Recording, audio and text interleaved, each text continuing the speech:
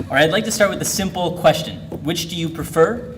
Raw, unbiased data, or an interesting story?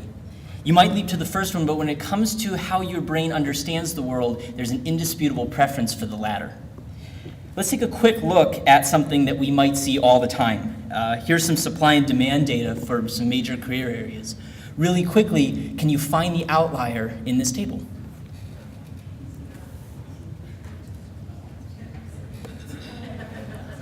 All right, now let's take some data, the same data, and see it visually represented in this scatter plot. How about seeing the outlier now? It should be a little clearer that it's actually this communications bubble that we're looking at in the bottom left-hand corner of the scatter plot. So if we go back to that first question, raw form or something more interesting, the second is much easier to interpret while I use the exact same data in both. And the technique that I've just shown you is something that's called data visualization.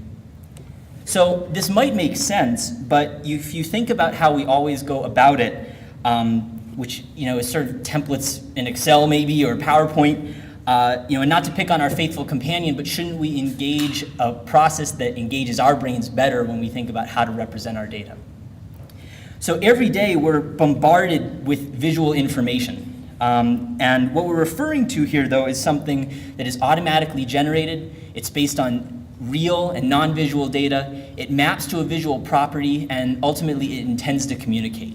And on that last point, in speaking truth to policy, visualization creates a common language. And visual context is so powerful that the form can matter just as much as the content. And I'm going to show you this with an example that I learned from John Maeda. And here's this word, it's fear. And most of us feel something when we look at this word, and it's personal, and it might mean something different to the person next to you. So if we change this word slightly, and we modify just its visual context and make it big, suddenly that might mean something different, right? It kind of, maybe it feels heavier, it's more in your face, it's fear, it's really, it's much different. Now if we continue to change, though, the visual, kind of encoding of this word and make it small, now it's different still. And maybe it's little, it's manageable, it's pocket-sized, itty-bitty fear. It's nothing. It doesn't mean as much as it used to.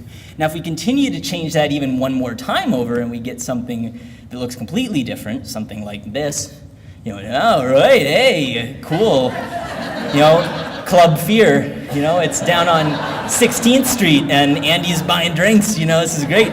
And so visual context, in this case, has changed how we interact with this word, with this single piece of data. And so data visualization creates a mapping for us. It allows us to generate insight from information. And I'm going to show you how you all can do that with the remaining time that I have and just about as quickly as I can. So from one of the very earliest data visualizations that ever existed, which was sort of Napoleon's March on Europe, you may have seen this before, we get four kind of anchoring concepts of clarity, precision, efficiency, and storytelling.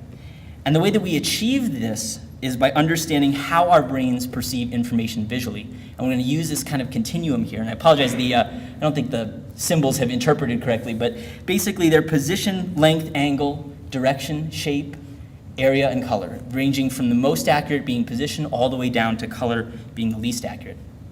The three most powerful rely on concepts such as vector and intensity. And so these are going to include things like position on a coordinate system, length, angle. And these three are usually, they'll engage the deepest and kind of quickest visual information cue with your brain. The remaining four then are these kind of ancillary sidekicks to those first three. And those are going to include direction, orientation, shape, area, and finally color. And these techniques help us encode more information into the visual that we're presenting to create that common language. Of course, distilling this down to just 7 types of dimensions of visualization is pretty reductive. In fact, there are tons that are out there and more that are getting created every year to help people employ their own language to tell their own data stories. And so in higher education, whether it's improving access or it's understanding the drivers for completion, data stories and visualization have near unlimited potential. They are, in that case, the engines, then, of data-driven policymaking and discussion.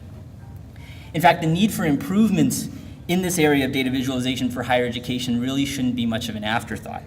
good policy communication will happen natively in the technology that we all carry with us.